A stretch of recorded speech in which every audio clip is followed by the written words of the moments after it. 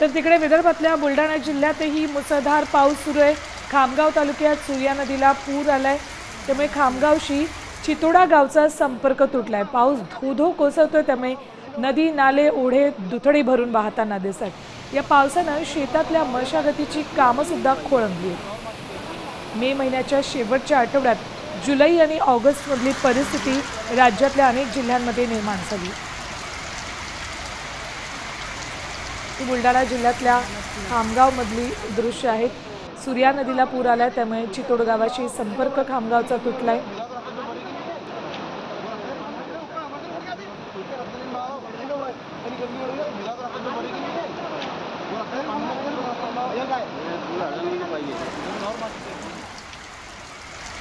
शेती मशागतीची कामंही पावसामुळे खोळंबली आहेत। बुलढाण्यात मुसळधार पाऊस कोसळतोय, त्याचा परिणाम मशागतीच्या कामांवर झालेला आहे। मेच्या शेवटच्या आठवड्यात शेतातली ही मशागतीची कामं सुरू होतात, मात्र पावसानं त्यात खोडा घातला।